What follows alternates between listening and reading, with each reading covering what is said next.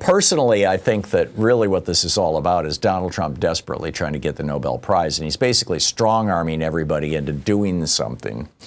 And, if it gets the hostages back, God bless him. It's a good thing. But my guess is that after the hostages are returned, the goal here is to stop famine in Gaza, right? People are literally starving to death right now. And to stop Israel from continuing to kill Palestinians on the West Bank and steal their homes, which is an ongoing process as well. So when Trump went to Putin and said, let's slow down or stop the war in Ukraine, Putin says, oh yeah, no problem, pats him on the head. Trump comes back and goes, I gave him some tough talk. And it turns out that, Putin just played him. I hope I'm wrong, but I predict that Netanyahu is just playing Trump. And he thinks he's playing Hamas. So we'll see. We'll see. Keep an eye on this. Also, we're all socialists, but only Trump acts like a communist. Say what? We'll talk about that in a minute. And could Trump twist the Insurrection Act to rig the 2026 and 2028 elections? Also, that's all in the first hour. Also, it's confirmed Trump's call for Comey, Adam Schiff, and Letitia James was supposed to be a direct message. It's supposed to be a private message. Is he losing it? America, and now who holds the top lawyer of America accountable? In the second hour of our program, Phil Littner, our friend who's the war correspondent based out of Kyiv, Ukraine, will be here with us with a live update from Ukraine. He's actually traveling in one of the Ukrainian border cities. It's going to be an interesting conversation. Also, the head of the largest U.S. bank, the largest bank in America, warns that we are on the verge of a stock market crash. Remember the 2008 crash? That kind of took everyone by surprise, except for those of us who had been predicting it ever since the Republicans, Phil Gramm and company back in 1999, did away with Glass-Steagall. Anyhow, we'll talk about that in the second hour. In the third hour, Miles Taylor is going to drop by, our second guest for the day, on James Comey and the Insurrection Act. Miles, the former national security official in the Trump administration. Is your life worth less if you live in a blue state? Also, good news, J.D. Vance's favorite blogger plans to escape the United States.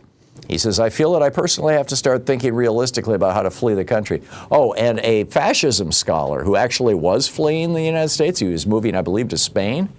He and his family got through security yesterday and got to their plane to discover that their flight had been canceled. Not their flight, their seats. Their reservation had been canceled. Very strange stuff. We live in interesting times. This is a fascism expert. But my op-ed today over at HartmannReport.com is titled, We're all socialists, but only Trump acts like a communist. And by we're all socialists, what I mean is that there's not a single American who doesn't want at least some of the socialism that, some of it is absolutely necessary to even support capitalism. And other parts of it are things that, people have wanted. In order to support capitalism, you have to have a socialist court system. In other words, paid for with tax dollars taken from rich people. You have to have a court system and from corporations. You have to have a court system to enforce contracts. If you can't have enforceable contracts, you can't have capitalism. And then you've got to have jails to enforce to work as the enforcement mechanism for the court system. You have to have police departments and investigative agencies like the FBI and the Securities and Exchange Commission to keep everybody honest. Otherwise, capitalism doesn't work. It descends into chaos. It just becomes corruption. So, let's define terms here. The kind of capitalism that the world had for about 1,000 years, roughly. Through the Dark Ages, the Middle Ages, you could call it neo-feudalism, the modern version of it, right up through the era that Dickens wrote about, really right up through World War II. The kind of capitalism that the world had was the kind of capitalism that produces a very, very small 1%.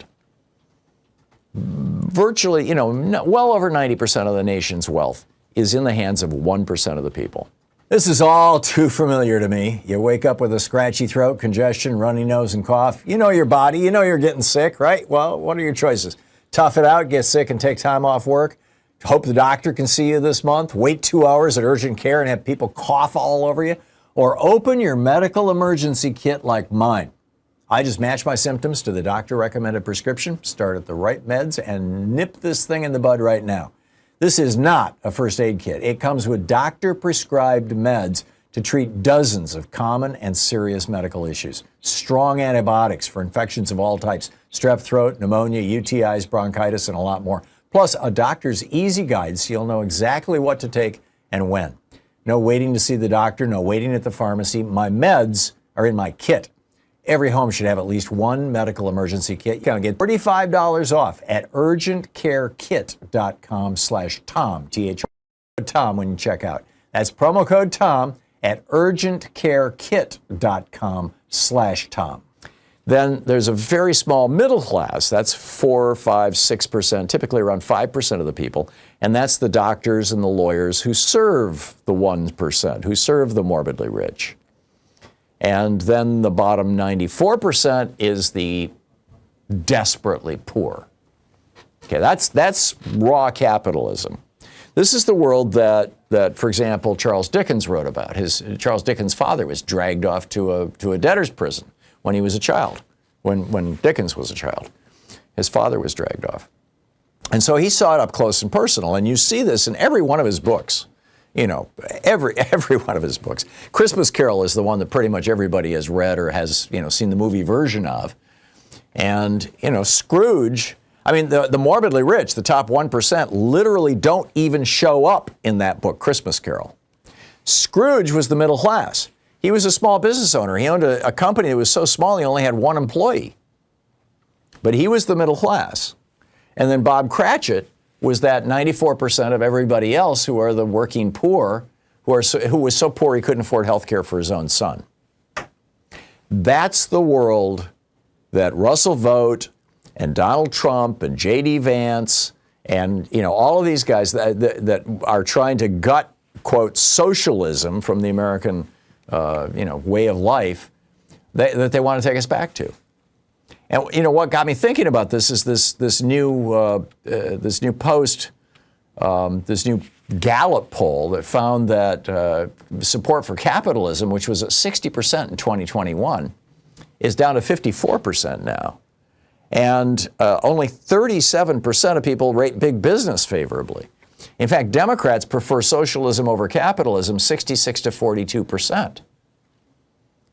So what is socialism? Well, socialism is where the government takes some of the money that it takes in taxes and provides, services. And there's this whole spectrum of socialism, from very little socialism, that which is necessary to maintain capitalism, which I described just a moment ago, the court system and the jails and that kind of stuff, the SEC and the IRS and whatnot, to the middle ground, which is where America was when Reagan came into office, where, we have a minimum wage, and, these are all socialist programs, right?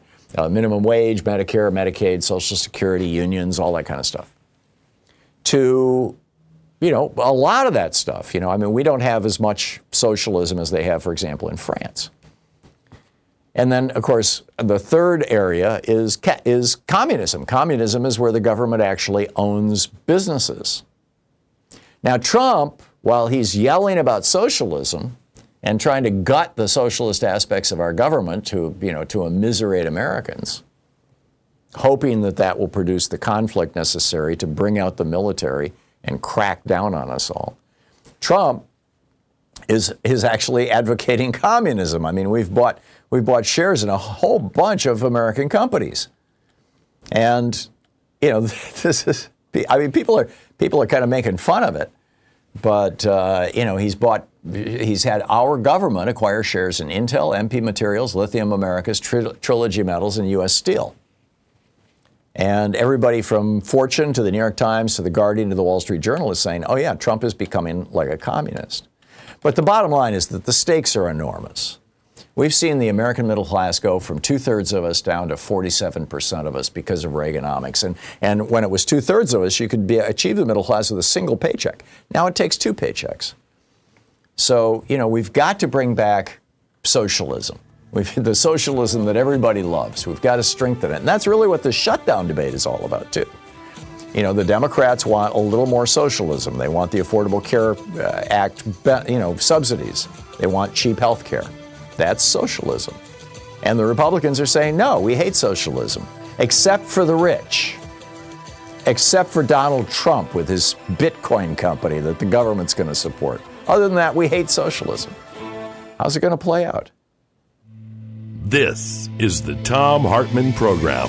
I guess we have to just stay tuned, but if the Democrats fail, get ready to become Bob Cratchit.